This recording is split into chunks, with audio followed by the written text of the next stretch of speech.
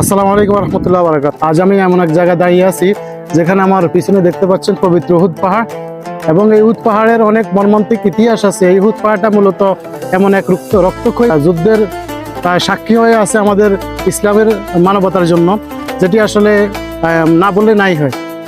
এই পাহাড়কে নিয়ে রাসূল সাল্লাল্লাহু আলাইহি সাল্লাম অনেক বাণী দিয়েছিলেন এবং বলেছিলেন যে এই পাহাড়টি মূলত আমাকে ভালোবাসে, আমি উহুদ পাহাড়কে ভালোবাসি। আজকের ভিডিওতে আমি আপনাদেরকে নিয়ে যাব সেই 1400 বছর আগের পুরনো অতীতে, যেখানে রাসূল সাল্লাল্লাহু আলাইহি সাল্লাম কত রক্তক্ষয়ী যুদ্ধে তিনি অংশগ্রহণ করেছিলেন, যা মানে বলা বাহুল্য। কিভাবে এখানে যুদ্ধের মোড় ঘুরে গিয়েছিল এবং কি ধরনের শিক্ষা আজও আমাদেরকে পাহাড় দিয়ে যাচ্ছে, সেটা আমি তুলে ধরার চেষ্টা করব। আমি এখন এখানে দাঁড়িয়ে সেই দিনটির হৃদয় স্পন্দন অনুভব করতে পারছি। কতটা ভয়ঙ্কর ছিল সেদিনের উহুদের যুদ্ধ। আমরা হয়তো ছিলাম না, কিন্তু আমরা ইতিহাসের মাধ্যমে তা জানতে পারছি। বদর যুদ্ধের পর আমি যে এখন বলছি আসলে আমার শরীরের লোম দেখেন পছন্দ দাঁড়িয়ে গিয়েছে। বদর যুদ্ধে হারের পর মক্কার কুরাইশদের মনে প্রতিশোধের আগুন ধাউ ধাউ করে জ্বলছিল। তারা পরিকল্পিতভাবে 3000 সৈন্য নিয়ে মদিনা আক্রমণের পরিকল্পনা শুরু করে।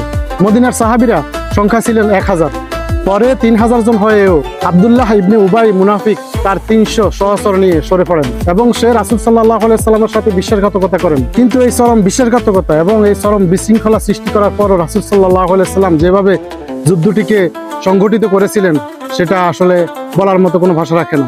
এবং রাসূল সাল্লাল্লাহু আলাইহি সাল্লামের অবিচলতা আমাদেরকে কি শিক্ষা দেয়?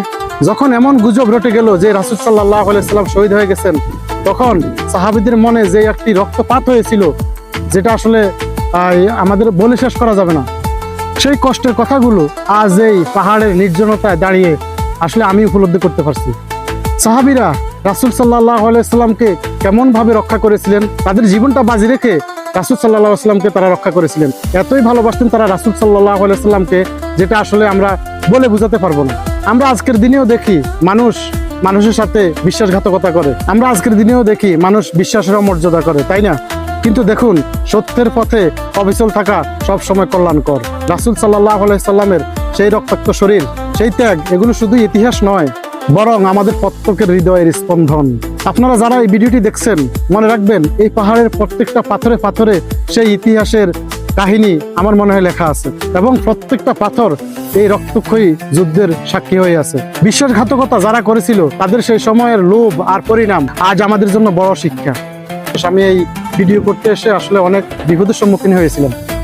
আজকে অনেক বাতাস সৌদি আরবে। আমি এখন যেখানে দাঁড়িয়ে আছি ঠিক কাছেই, যেখানে সেদিন রাসূল সাল্লাল্লাহু আলাইহি সাল্লামকে বাঁচানোর জন্য সাহাবীরা তাদের জীবন বাজি রেখেছিলেন এবং জীবন পেতে দিয়েছিলেন, বুক পেতে দিয়েছিলেন রাসূল সাল্লাল্লাহু আলাইহি সাল্লামকে এবং ইসলামকে টিকে রাখার জন্য। আজ আমি এমন এক জায়গার কাছে দাঁড়িয়ে আছি যেখানে বাতাসের মাঝেও যেন এখনো সেই রণধ্বনির আওয়াজ শোনা যায়। উহুদ যুদ্ধের কথা মনে পড়লেই মনে পড়ে যায় সেই সাহাবীদের অসীম সাহসের কথা এবং তাদের বীরত্বের কথা।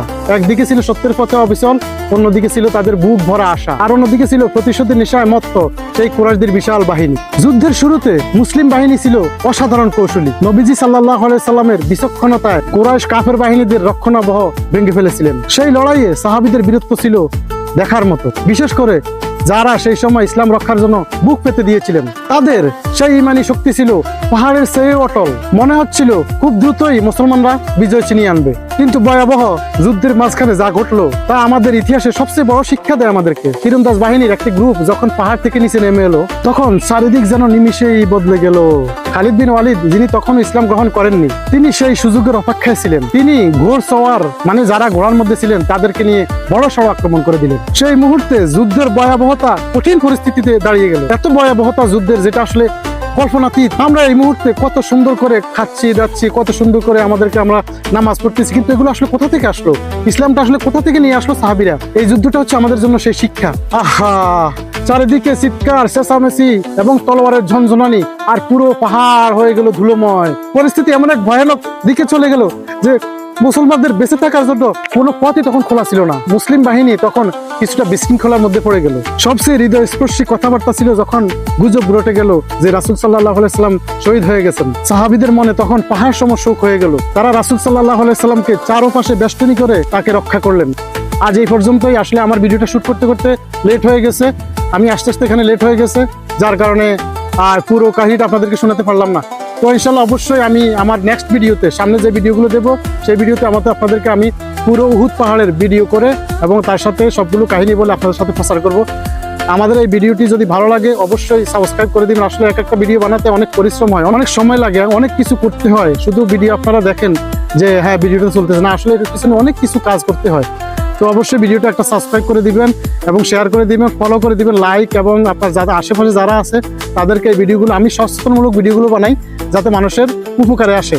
তো এই ভিডিওগুলো দেখে আপনাদের ভালো লাগলে অবশ্যই শেয়ার এবং লাইক কমেন্ট করে আমাদের পাশে থাকবেন। সামনের ভিডিওতে আপনাদের জন্য আমি ভালো কিছু নিয়ে আসবো। সেই পর্যন্ত ভালো থাকবেন, সুখে থাকবেন, আল্লাহ হাফেজ।